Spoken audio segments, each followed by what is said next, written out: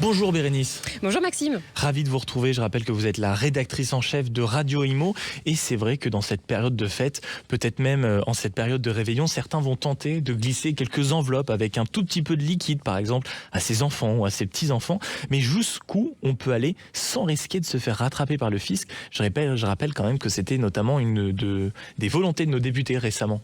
Alors oui, vous avez raison Maxime, à Noël, on peut offrir une somme d'argent, mais il y a une condition. Cela doit être ce qu'on appelle un présent d'usage, c'est-à-dire un cadeau fait à l'occasion d'un événement, comme Noël, sinon ça peut être un anniversaire, un mariage. Et la somme que vous donnez doit rester proportionnée à vos revenus. Donc donner par exemple 200 €, 500 € ou même 1000 € si vos moyens le permettent, ça ne pose absolument aucun problème. C'est un cadeau, pas une donation. Le fisc ne s'en mêle pas, vous n'avez absolument rien à déclarer. Alors d'accord, mais à partir de quand ça devient justement une donation? Eh bien, dès que le cadeau devient important par rapport à la fortune ou au revenu de celui qui donne. Par exemple, quelqu'un qui donne 2000 € par mois, qui gagne 2000 € par mois, et qui offre 10 000 € à Noël, eh bien là, ça ne passe plus comme présent d'usage. Oui, peut-être pas, mais dans ce cas-là, en fait, on rentre dans la catégorie des dons manuels, c'est-à-dire des donations. Et là, il faut le déclarer à l'administration fiscale.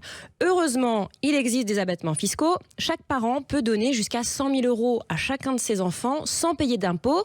Et cet abattement se renouvelle tous les 15 ans. Si vous êtes un couple, vous pouvez donner jusqu'à 200 000 € à chaque enfant, 100 000 € de vous, 100 000 € de votre conjoint tous les 15 ans. Et donc j'imagine que les grands-parents peuvent faire pareil?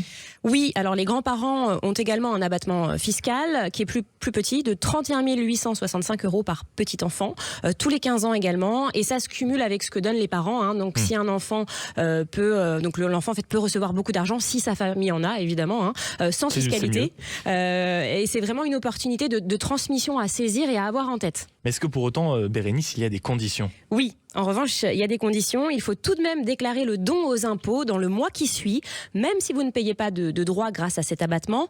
La déclaration est obligatoire. Vous pouvez le faire en ligne sur impôts.gouv.fr, c'est assez simple. Et puis ça permet de garder une trace officielle aussi, ce qui est important, notamment pour éviter les conflits qui sont quand même assez fréquents au moment de la succession.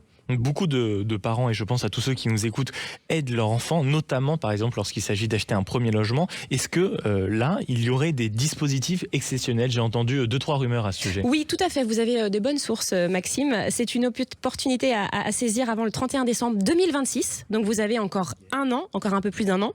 Chaque parent ou chaque grand-parent peut donner jusqu'à 100 000 € supplémentaires exonérés d'impôts, à condition que l'argent serve à financer un achat immobilier neuf, une construction ou des travaux de rénovation énergétique.